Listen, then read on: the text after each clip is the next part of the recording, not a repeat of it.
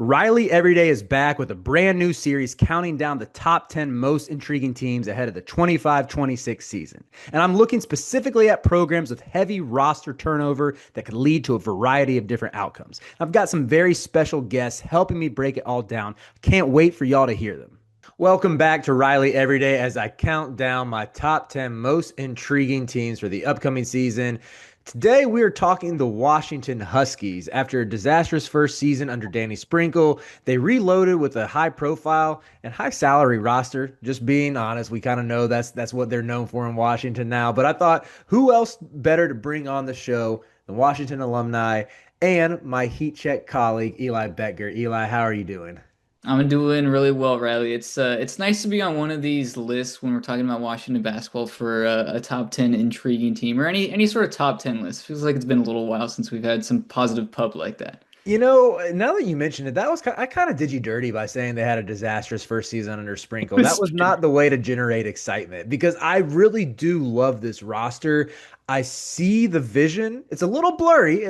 We could use some spectacles on it to make sure that we're seeing things 2020, but there is a ton of talent here, a lot of high profile guys. I mean, there's one guy who I think for sure will be a longtime NBA veteran with Hans Steinbeck. That's who I probably want to talk about first. But there's other guys who I could see make into the NBA, like a Wesley Yates, even Des Claude. I'm sure will get a crack at the NBA at some point, even with some of the circus or the extracurricular sounds a little too harsh. It was just, drawn out transfer portal recruitment that I think sort of overshadowed the player he is. But yeah, there's a lot to like about this roster. Before we even get into some of these categories, I am curious, what have been your thoughts on Sprinkles really retooling this roster this past offseason? Yeah, I think that even before looking at what this roster could be projected to be or what the expected win total is or anything even beyond that, it feels like a breath of fresh air within this entire program that, for to be quite honest with you, has felt pretty dormant for about a decade and a half. You have to go back, I believe, to 2011 to find Washington's second most recent NCAA tournament appearance. So they've only been to the dance once in the last 15 years. It's crazy. And especially for a university that has the resources like Washington does, especially now in this day and age, we can't keep having the team finish in the NIT or turn down CBI invites and things like that. So even to have this type of interest and excitement and have such a hefty talent infusion within this program, I think is awesome. And I feel like that will translate pretty quickly into what Alaska Airlines Arena looks like in November and December, especially if they start to rack up some quality wins to begin the conference slate. I think we could see things turn pretty rapidly in the positive direction, whereas the last handful of years or so has really been anything besides that. Mm-hmm. Yeah, I think that's a good point. I love that you hit on the resources, and I would even say what Washington has demonstrated in terms of going all in basketball, in terms of what they're willing to front and to build a roster to give Sprink a chance to succeed. I want to say I'm cheering for him to make it work at Washington. I go back to that Montana State team from 2 years ago.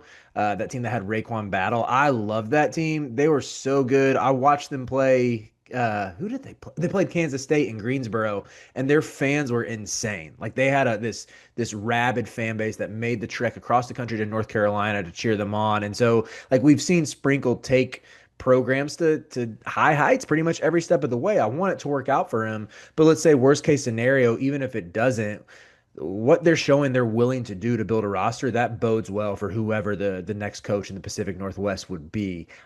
I I just think I'm calling Washington that they are my Pacific Northwest representative. I'm just generalizing the whole part of the country by saying, yeah, that's you now. That's your university. But We'd be happy to have you on as the honorary member of that Pacific Northwest area. But I think you're exactly right. And I think the past decade and even longer kind of being overshadowed, whether it's the in the recruiting trail or obviously the type of lofty success that Gonzaga's had, or even Washington State's been picking it up these last handful of years. It is time for a school that has I feel personally, I know I'm biased in this perspective, but has a pretty underrated fan base. And when you put on a good product on the floor, like Lorenzo Romar had with Brandon Roy and Isaiah Thomas and John Brockman, it's a pretty deafening, difficult place to play. And to have even a sliver of that or come close to flirting with that again, I think would be just phenomenal for this city. Yeah, I'm with you. And honestly, it could start as soon as this upcoming year. I think Washington has a great chance to make the tournament, even win a game, maybe two, if all things break.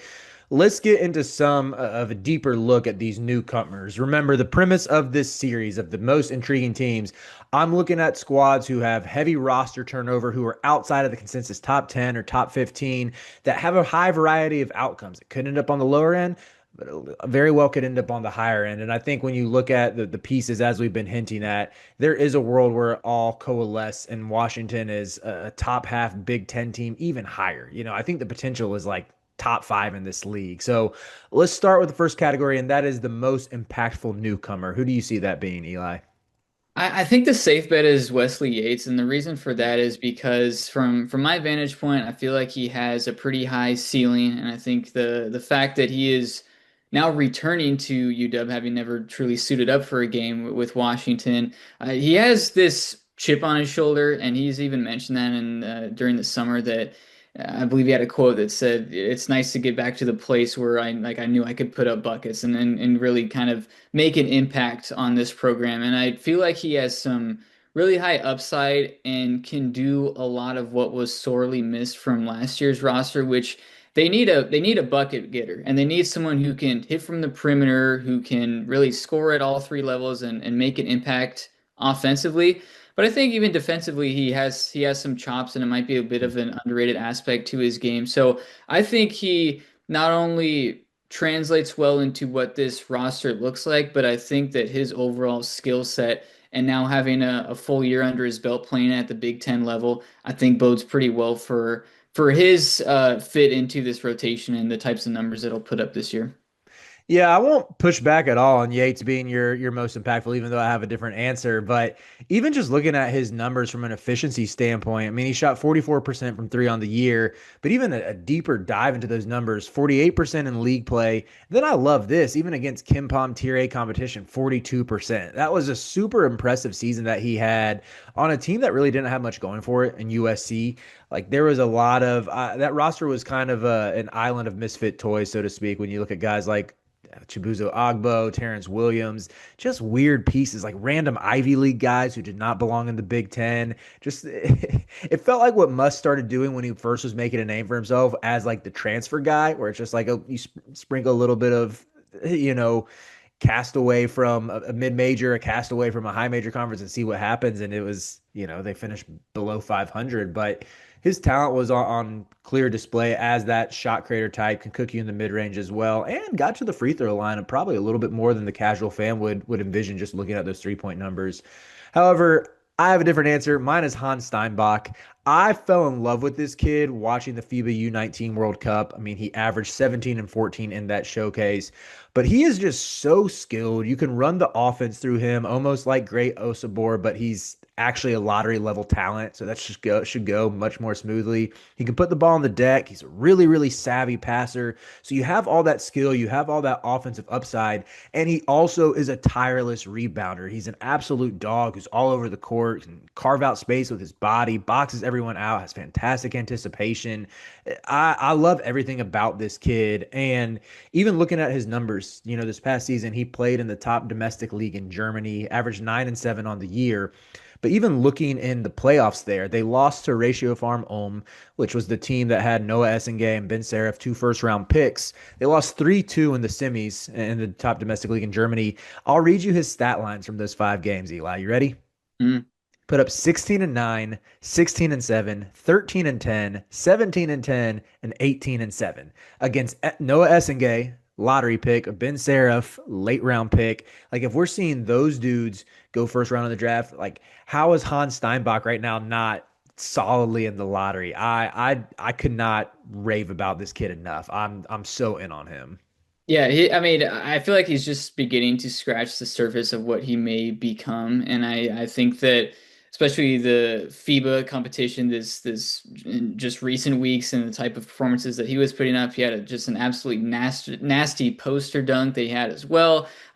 Pretty athletic, and it seems as if he just has a good feel. I know that's kind of a cliche sort of phrase nowadays, but for someone at his size and still so young, I can envision a very legitimate Big Ten contributor and starting level caliber guy right away. And so I'm intrigued by how he fits into this roster, and I think slides in really nicely into that four position within that starting five, or potentially be one of the first guys off the bench as well. If he's coming off the bench, me and Sprinkle need to have a conversation.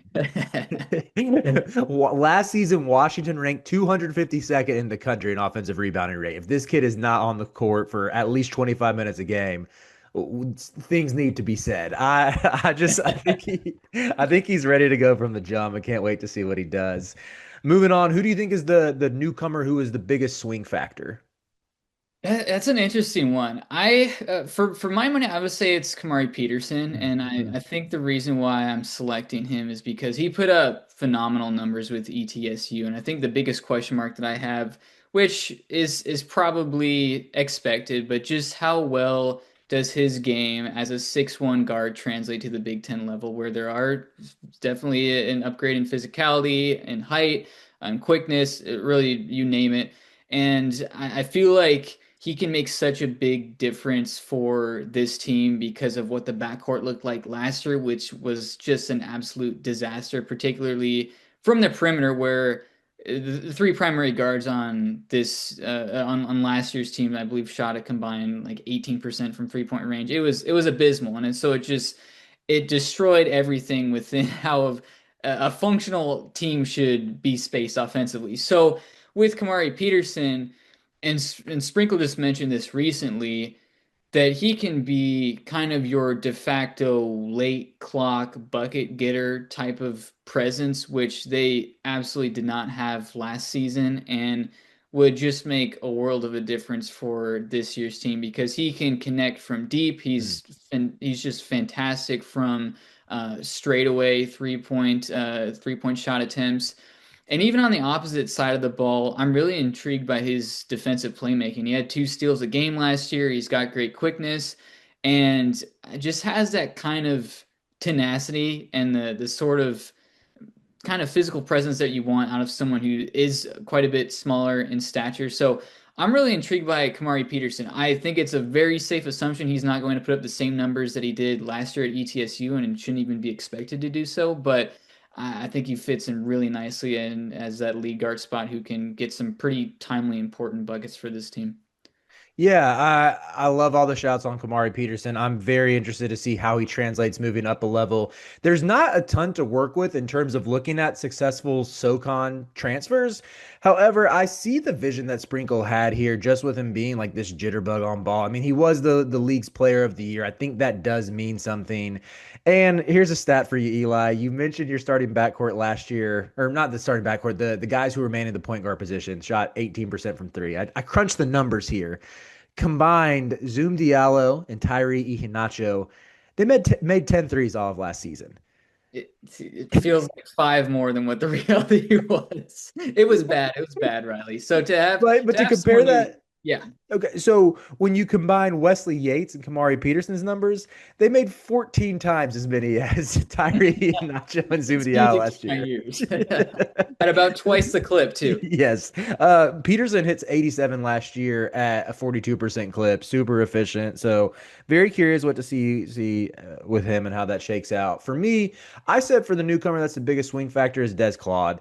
We talked about him at the top. I think just the whole recruitment process where it was like, oh, he's a gosh, I can't even remember who he was supposed to be a Florida lock. Then it Yeah, was like, oh, he Florida. might go to Duke. Then it was who else was involved in there? Was Gonzaga there for a little They bit? might have been at some point. I know Florida. It was seemed like it was almost a done deal with Florida for a very long time. I feel like Alabama might have been in the mix. All we were missing, Eli, was some eyeball emoji tweets from Des Claude that really would have taken it to the next level. Hashtag not committed to. Yeah. But I think with Des, obviously he's super dynamic with the ball in his hands. He can cook you in the mid range. Really, really good table setter. I think that often gets overlooked when you're even thinking about his skill set. Like he is elite at collapsing defenders and finding shooters in the corner or throwing lobs. And I think there's a world where, you look at this guard room. Let's say Peterson doesn't have any issue moving up a level, and he's your starting point guard. Yates picks up where he left off after his freshman year, and maybe JJ Mandaquit comes in. Like he looked really good in the FIBA U19 World Cup as well, and exceeds expectations, and he's getting minutes, and they don't really need Des Claude. Like I think there's a world where he falls out of the rotation and is sort of an afterthought, and Washington is still good. I also think there's a chance where he comes in and establishes himself as the best guard right away.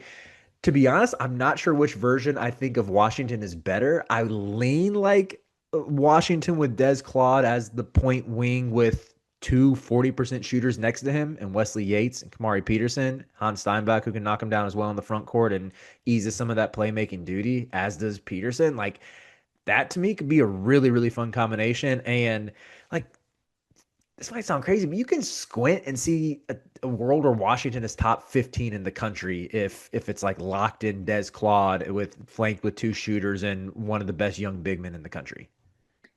What's most intriguing to me about this roster is you have guards who are pretty much definitive shooters and very much have perimeter prowess, and then you also have guards who are just going to relentlessly attack the cup. And I Mhm. think what makes this team so has such an offensive upside is you pair those two together and you can basically play with two ball handlers at once and get two entirely different skill sets out of them, depending on what it is that you need. So I'm very much on board with that.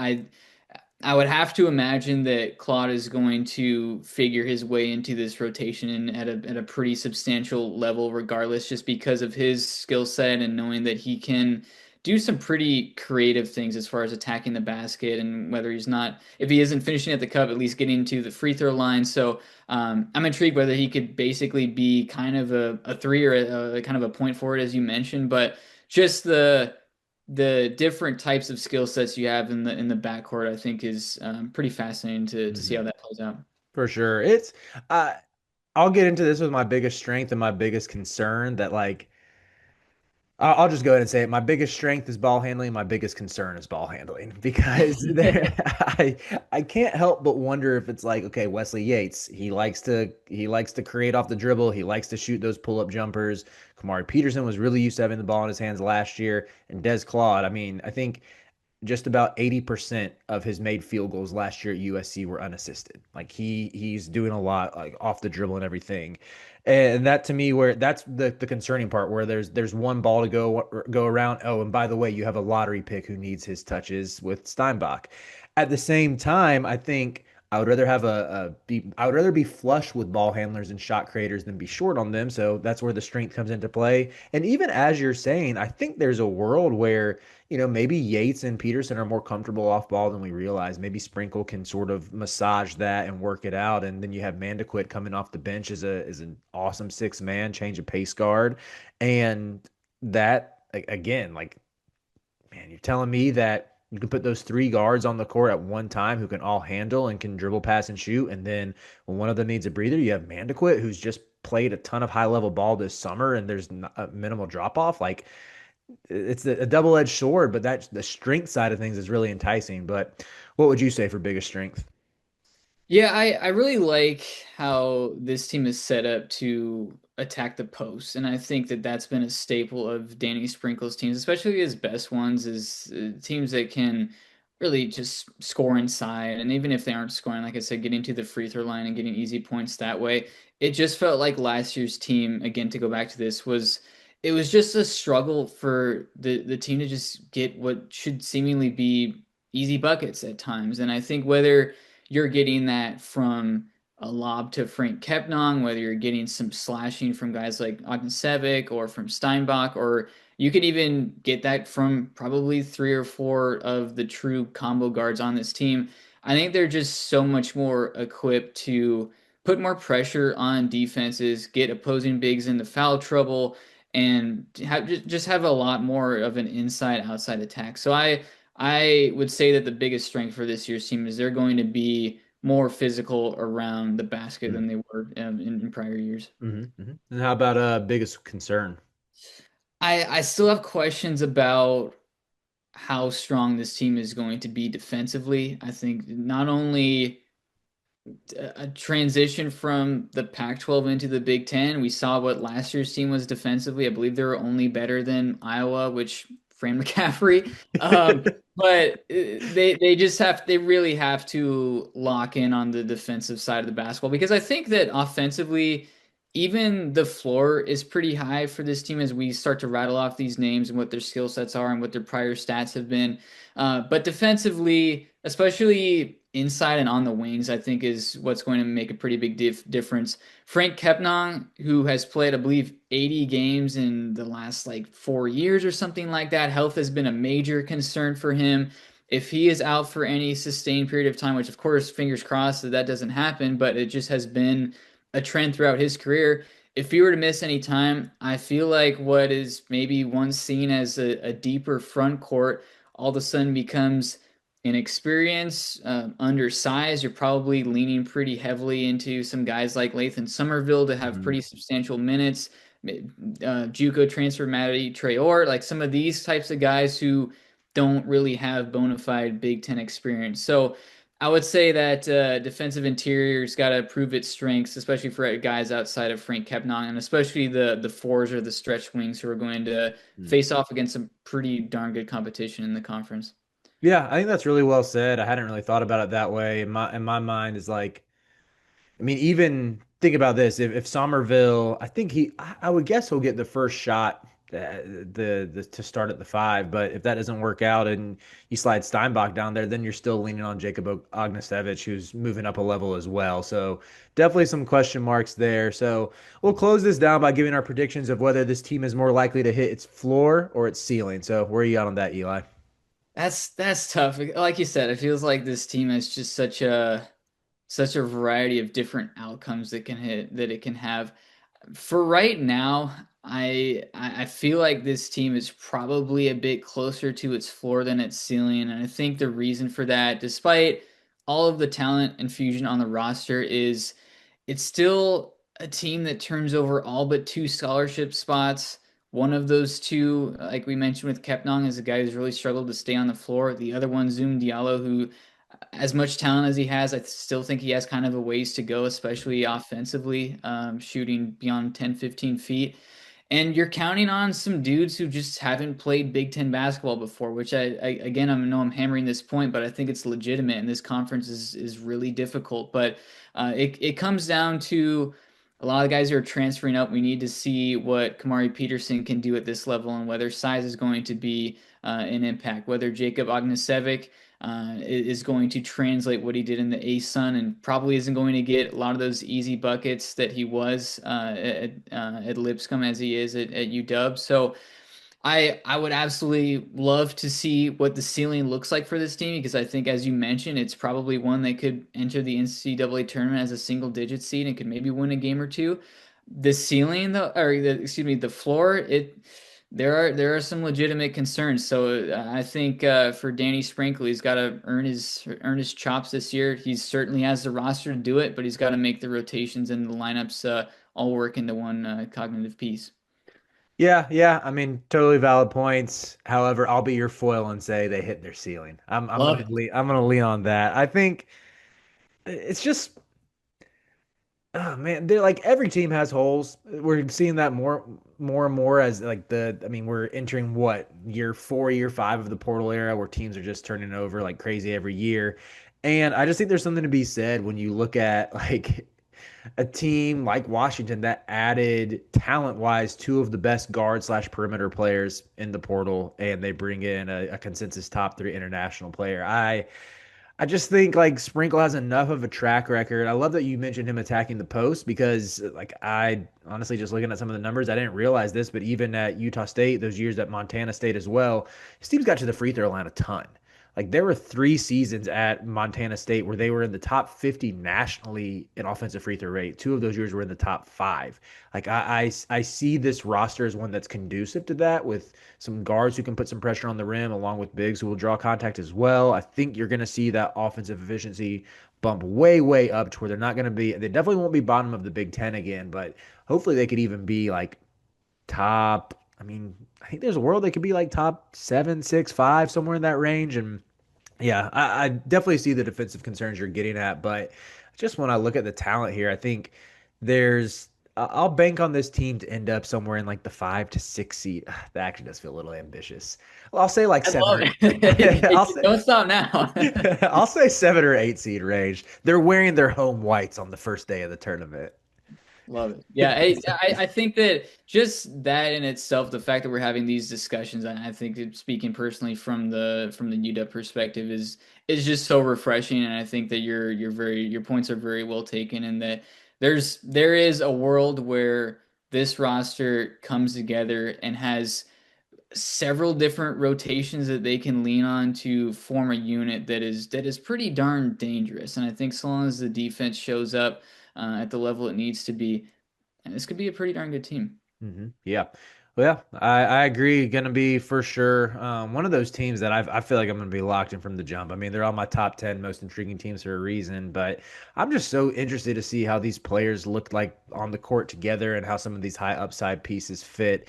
But Eli, thank you so much for being on the channel to talk about your Huskies.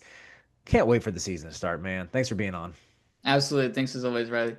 And Riley Everyday is brought to you by Rowback, my go-to for performance gear. They've got hoodies, polos, quarter zips, athletic shirts, and shorts. Whatever you need, they have you covered. As you can see, I am wearing the Hezi Performance hoodie, and I love this hoodie so much. It is so comfortable and versatile. It's great for casual wear. It's great for active wear. Make sure to get yourself one and use promo code SleepersMedia20 for 20% off your first order over at rowback.com. Let's get into the show.